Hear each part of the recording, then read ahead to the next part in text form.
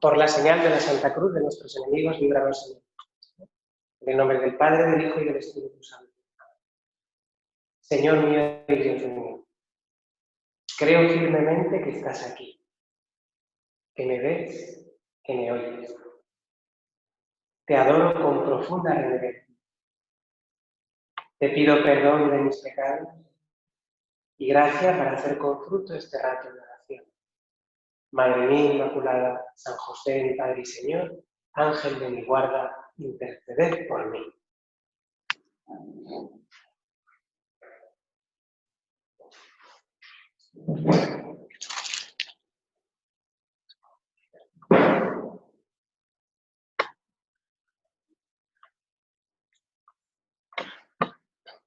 Armando, creo que tienes que poner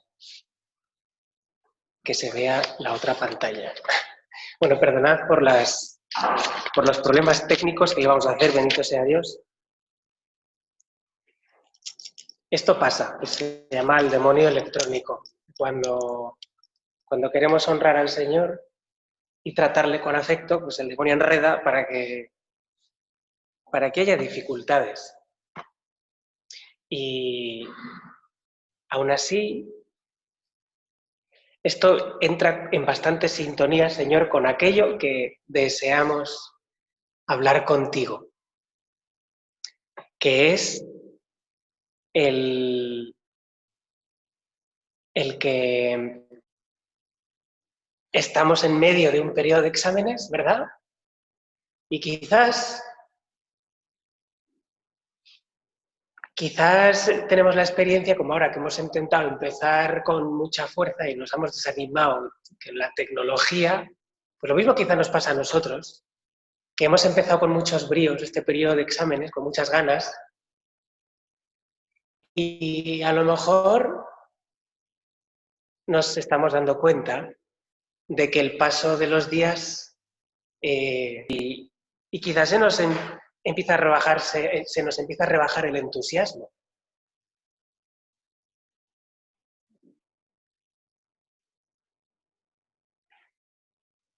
Hace poco leí un poema de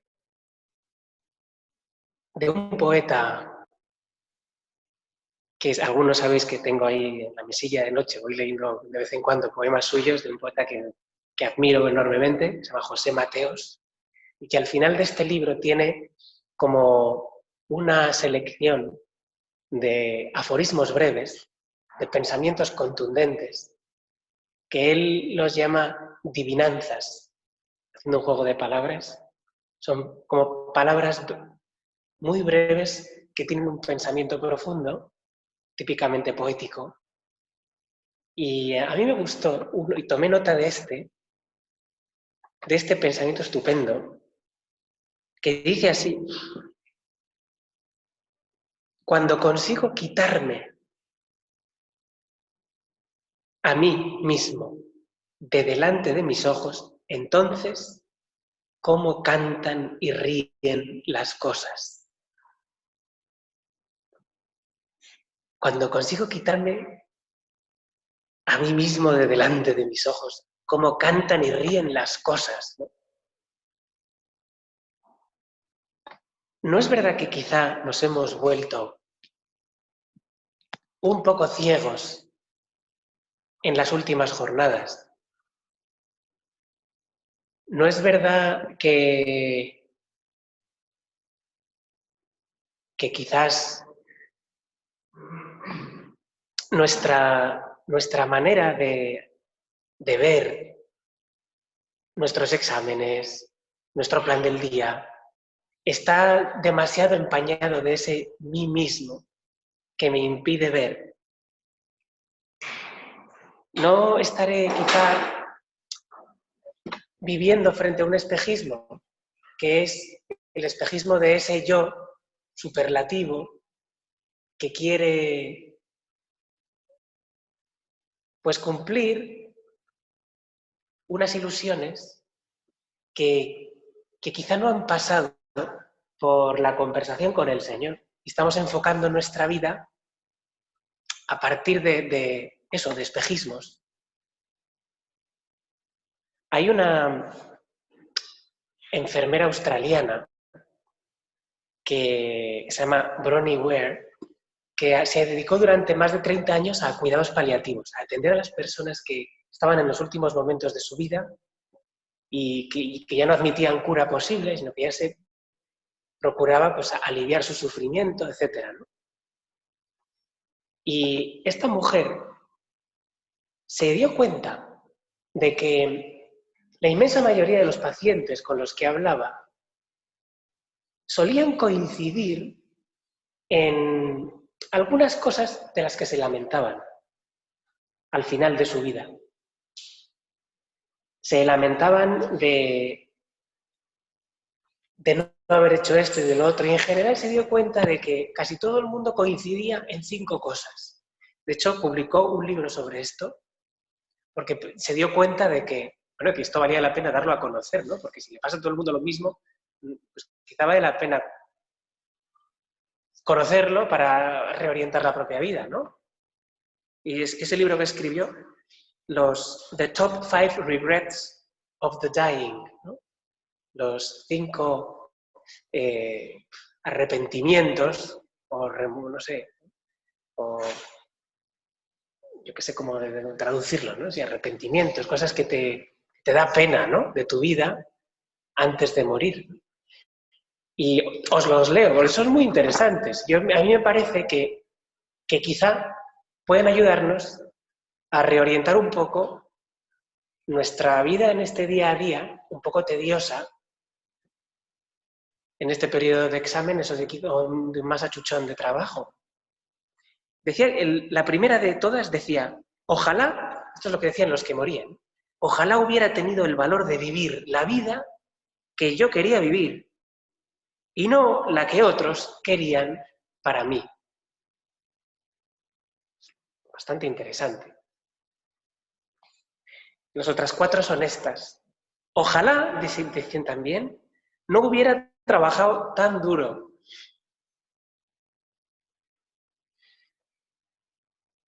Pues interesante esto, ¿eh?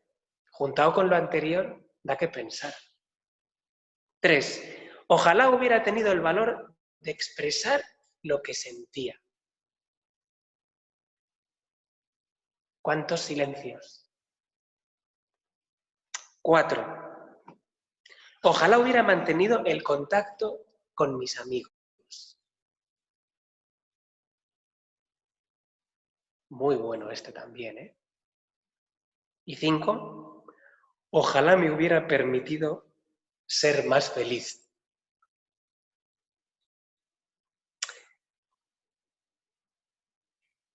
Muy bien, don Rafael, gracias por decirnos esto. Pero esto cómo se come. Señor, yo pienso que hablando contigo podemos dar con la pista adecuada para que nuestra vida empiece a funcionar por estos carriles que llevan a una vida llena y no a un llenarnos de nosotros mismos como de un espejismo, de un yo agigantado que no tiene más que éxitos profesionales y que sin embargo tiene el corazón seco. Y yo pensaba que quizá nos podría ayudar una escena la escena en la que, del Evangelio de San Juan, en la que aparece por primera vez nuestra Madre Santa María. Ya se relata en el 2.º capítulo. Apenas presentada la figura de Jesús y de los apóstoles, lo primero que aparece es esta escena.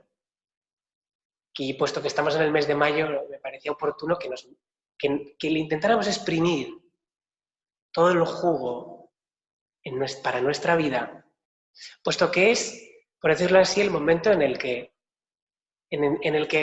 Jesús, después de ser presentado como personaje, se introduce ya en la vida de los judíos de su tiempo. ¿Y nosotros qué queremos? Señor, vivir nuestra vida contigo, inspirados por tu figura, con el deseo de estar contigo por la gracia en nuestros corazones. Y queremos que nos acompañes, pues quizá no sería mala idea que dirijamos la mirada a esta escena, que en el fondo retrata la entrada de Jesús en la vida de sus contemporáneos. E intuimos que Señor, contigo la vida se sabe diferente. Y además es una escena que contiene un milagro un poco peculiar. Pues no es un milagro de los habituales, en los que el Señor aparece, ve a alguien que está enfermo o lo que sea, va y lo cura. Sino es como un milagro distinto, un milagro, como por decirlo así, sinfónico, a varias manos. El Señor opera este milagro, pero con colaboración de otros. Y tiene su punto emocionante esto. Porque pienso yo que también es una indicación para nosotros hoy a que nos demos cuenta de que tenemos un papel activo en esta vida nuestra que está llamada a ser muy fecunda. Y a que pongamos las últimas piedras de nuestra vida de manera que en el momento en el que nos acerquemos al momento supremo de dar el salto al otro lado, pues que nuestro corazón esté lleno de paz, feliz, consciente de haber tenido una vida fecunda y sin arrepentimientos gordos de ninguna clase, ¿no? Como estos 5, ¿no? Los que nos hemos hecho testigos, ¿no? Y querríamos, Señor, que entres en nuestras vidas de la misma manera que entras en los corazones de tus contemporáneos. Esta escena nos retrata al Señor entrando en unas bodas. Al tercer día, dice el evangelista San Juan, se celebraron unas bodas en Caná de Galilea y estaba allí la madre de Jesús. También fueron invitados a las bodas Jesús y sus discípulos. Y como faltó el vino, la madre de Jesús le dijo a su hijo, no tienen vino. A mí me gusta, parece que es muy interesante, que aprendamos de la figura de Santa María, que entra en una fiesta que no es la suya propia, es una invitada, y supongo yo que ella ya tendría una cierta fama, ¿no? Entre sus amigos y amigas, ser una persona con empatía, ¿no? Con la que puedes tener confianza y contarle cosas, y ella sabía estar en su lugar.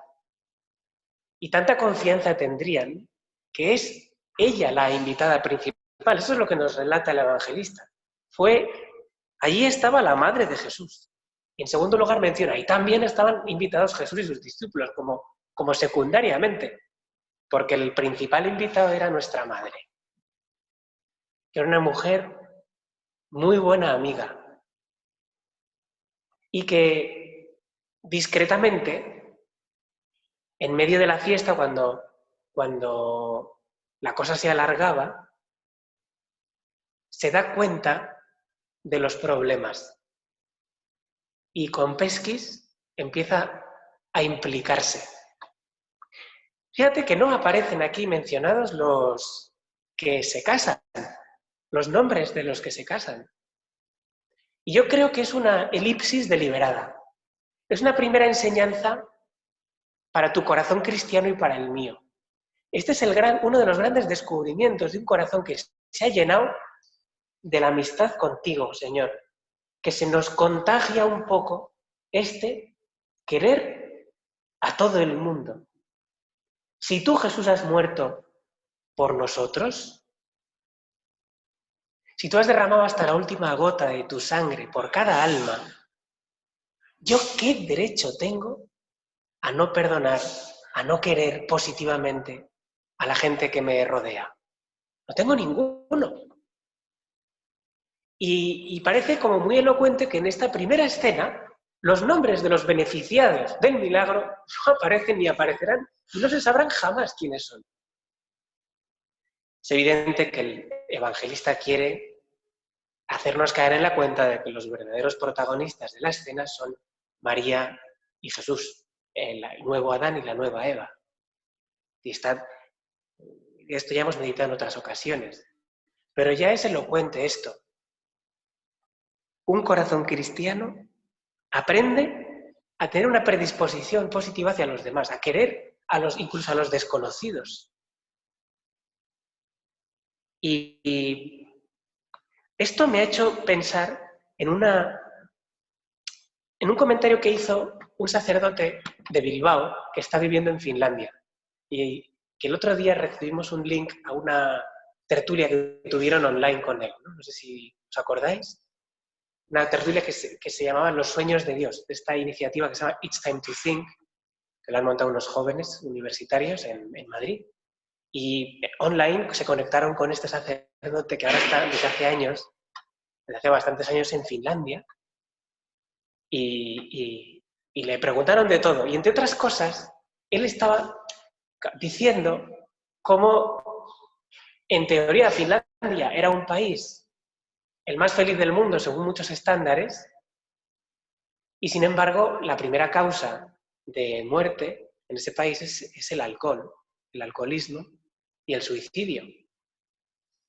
Por tanto, no, quizá tan feliz no era, ¿no? Y él decía, es que aquí y en todas partes ha empezado a cundir ese afán de objetivos, de pensar en los demás como partes de un engranaje que no tiene nada que ver conmigo, de egoísmo institucionalizado. Y entonces él decía, es importantísimo que descubramos que lo más importante de todo son las personas, no el mercado. Que por otra parte se potencia cuando se le da importancia a las personas. Pero a mí me llamó la atención, me golpeó el decir, este mismo portátil que tengo delante, con el que estoy hablando con vosotros, pues lo han hecho personas con sus manos, lo han montado, han estado manejando pues la maquinaria para el montaje de todo eso. Los zapatos que me pongo, alguien los ha hecho, están cosidos a mano. Me doy cuenta de que hay personas detrás de todo, de quien ha editado este libro, del que ha construido esta lámpara. Detrás de todas las cosas con las que me rozo, hay personas detrás que han estado, de alguna manera, preparando que sea posible que yo pueda utilizar esto. Hay una presencia invisible de tanta gente con la que entro en contacto y que quizá desaparece del horizonte porque estamos pensando siempre en resultados, en objetivos, en números, en cifras. Esto se nos mete a todos. Y me recordaba esta invitación de San José María de ver almas detrás de los papeles, ¿no? Él, que se dedicaba al gobierno, muchas veces pues se dedicaba a recibir un taco de papeles cada día en la mesa de su despacho. Ver almas. Pues, aunque sean desconocidos, aquellos que trabajan conmigo, con los que tengo trato, yo tengo la predisposición de querer, que quizás no se manifiesta en rezar muy brevemente por esa persona, pues probablemente la vida te cambie de tono si empiezas a darte cuenta de que el que ha diseñado el proctorio es una persona, probablemente un pelín cruel, para hacer exámenes sin posibilidad de copia, pero ahí hay personas que han dedicado muchísimas horas a investigar eso y a poner eso en marcha, ¿no? Pues chico, por lo menos encomiéndales, reza por ellos. Y si cada vez que te pones una prenda que te gusta, pues piensas que alguien la ha diseñado y ha hecho la combinación de colores y ha hecho el estudio de mercado y todo lo que quieras, no sé qué, uno empieza a darse cuenta de que está viviendo en relación con personas, una relación vivaz, que quizá no vas a conocer físicamente en tu vida, pero que, ¿por qué no? Puedes quererlas y rezar por ellas y darles un abrazo en el cielo, pedir por su salvación. La vida empieza a llenarse de otro color. Uno empieza a tener relaciones personales y no mero uso de cosas, ¿te das cuenta? La Virgen, aunque esos esposos eran más o menos anónimos, se mete de lleno y ayuda y quiere y casi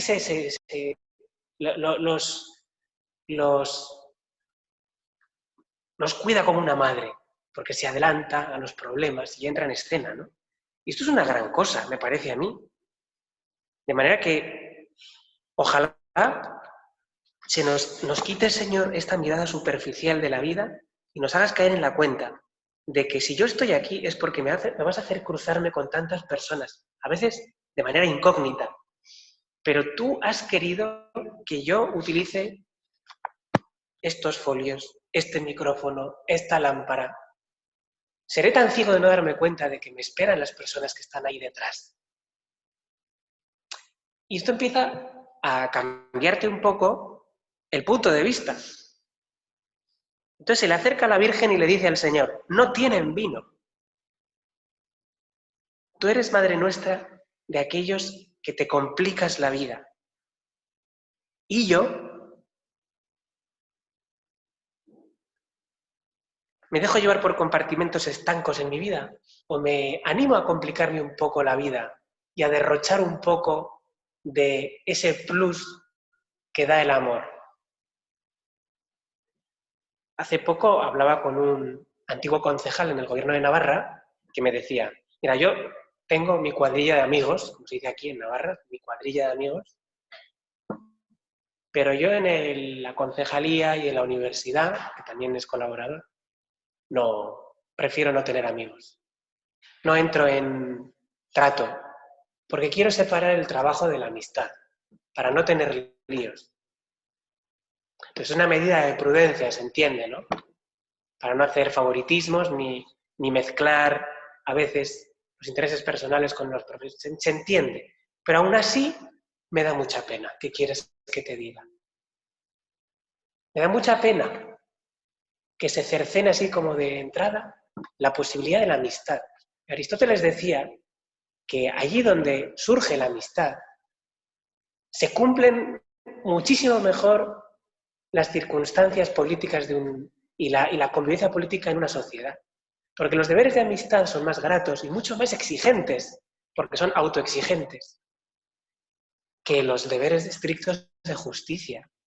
Funcionamos mejor así, con esquemas de amistad, de sobreabundancia de cariño, porque la dignidad de las personas, que es infinita, lo requiere. Y es una invitación esta actitud de nuestra Madre Santa María, a hacer eso. Y quizás esto también me cambia el modo de trabajar. Quizás ya el experimentar cansancio por seguir estudiando o el dar un paso más para que la letra del texto del examen no sea Arial, sino que sea una letra más cómoda de leer para el examinador, yo qué sé, ¿no? O lo que sea, aquí a lo que nos dediquemos, ese plus de esfuerzo que a veces nos cuesta, cuando tenemos esta lógica divina en el corazón de amar, entonces conseguimos superarla. Recuerdo cuando estuve en un monasterio en Italia donde se fundó el monaquismo occidental, en unas cuevas en Subiaco, cerca de Roma, donde San Benito comenzó toda su vida eremítica al principio y después con otros, ¿no?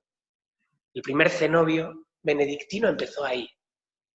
Y entonces recuerdo que en esa gruta pues se ha construido ya una iglesia excavada en la montaña, que es muy, muy bonito, y hay varios frescos medievales. Y hay uno que es muy interesante, y alguno de vosotros os lo he comentado, creo yo.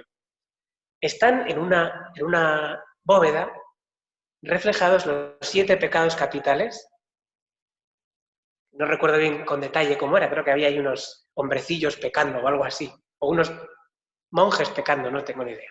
El caso es que estaban representados los 7 pecados capitales con una pequeña estela con el nombre de cada pecado capital, ¿no?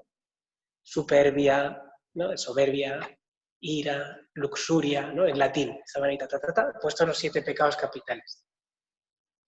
Y me llamó la atención que el séptimo, el menos grave de todos, que es el de la pereza, no ponía pereza.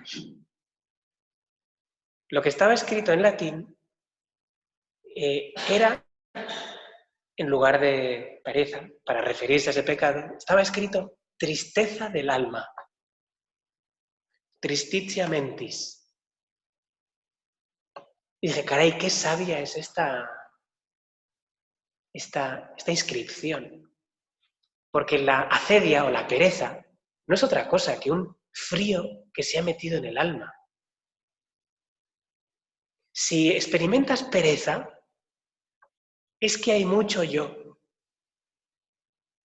en tu corazón. Para los que aman, no existe el dejarse llevar por la pereza. Cuando vino aquí un invitado amigo de Íñigo Coello, ¿os acordáis? De este emprendedor que dijo Juan Huete que le gustó mucho la tertulia. Él empezó varios negocios y en todos ellos, cada vez que empezaba uno, estaba al borde de la ruina. Y arriesgaba mucho.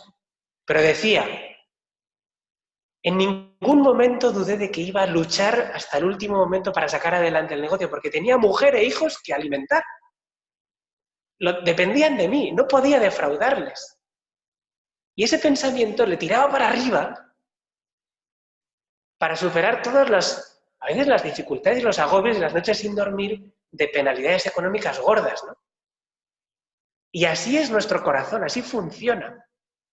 Por lo tanto, yo te animo a que transformes, que purifiques esos ámbitos en los que descubres que puedes encontrar pereza y que introduzcas el amor ahí. Ojalá, por ejemplo, en ese minuto heroico por la mañana de despertarse, no esté simplemente ese objetivo como el objetivo de un tío que tiene que ser perfecto, que hace todo con el horario de maravilla. No, eso a quién le interesa, no interesa a nadie. A Dios, desde luego, a ti, Señor, no te interesa lo más mínimo. Los quieres igual, hagamos lo que hagamos. Pero, si yo digo, oye, el minuto heroico por la mañana lo voy a ofrecer por este amigo mío que está muy alejado de Dios y se le nota en la cara que está mustio y triste, para que se convierta, para que se confiese, para que se acerque a la alegría de la amistad con Dios y la gracia en el alma. Entonces ya es otra cosa. Suena el despertador, tirititi, tirititi. Entonces uno, en vez de pensar, ¡ay, qué pereza!, piensa en ese amigo al que le quiere mucho y dice, bueno, pero por él, lo que haga falta. Eso es amor. Purificamos la pereza, pasamos de la pereza a la pureza. Es de lo que se trata. Y así, con los minutos heroicos, de terminar de estudiar hasta el último minuto que me había previsto. Porque en eso se juega la conversión de un amigo mío. O de un familiar mío que está enfermo. Etcétera, ¿no? Así se vuelve fecundísima nuestra vida. Por eso le escribió un universitario que luego se supo que fue don Álvaro del Portillo, ¿no? Que le escribió después de conocer el espíritu de la obra y ponerse a practicarlo y a estudiar y tal, le escribe a San José María una carta del que se extrajo un texto que ahora es un punto de camino, 994. Le escribió, se me ha pasado el entusiasmo. Como quizás nosotros ahora, ¿no? Me quedan 3 exámenes y ya no tengo ningún entusiasmo. O lo que sea. Se me ha pasado el entusiasmo. Me has escrito. Y pone un guión como respondiendo. Tú no has de trabajar por entusiasmo, sino por amor.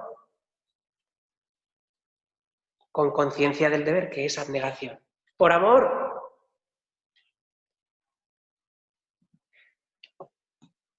Se nos ha echado el tiempo encima, pero vemos cómo la Virgen les invita a los que trabajan a que hagan lo que Él los diga, y los que trabajaban en esa fiesta como camareros, etc., llenaron unas tinajas de agua y dice el evangelista que las llenaron hasta el final, hasta la última gota, que es lo que ha dado motivo al título de esta meditación. Ellos hicieron su trabajo bien y nuestro Señor se sirvió de ese trabajo, que llega hasta el final, con la generosidad propia de quien se pasa de la raya y llena las tinajas hasta arriba. Entonces opera el milagro. Convierte el agua en vino.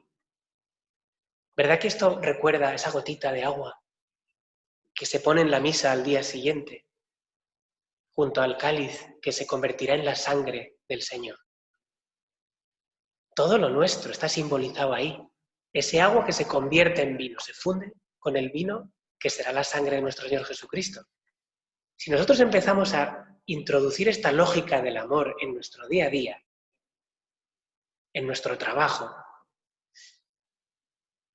descubriendo amores escondidos ahí donde se nos ha colado la pereza y transformándolos por amor, entonces el Señor encuentra el camino preparado para que se haga el milagro, para que todo eso no solo sirva como una camaradería humana, sino que además se convierta en oración, se convierta en sangre de Cristo, se convierta en un tesoro en el cielo. Pues, Madre nuestra, para terminar te pedimos que nos ayudes a descubrir esto, a que nuestra mirada se ensanche, a quitar el yo de delante de nuestra mirada, para que entremos en esta lógica de la abundancia mesiánica, de la abundancia del amor, que supera las meras relaciones de justicia y el trabajar solo por nuestros resultados. Que así sea.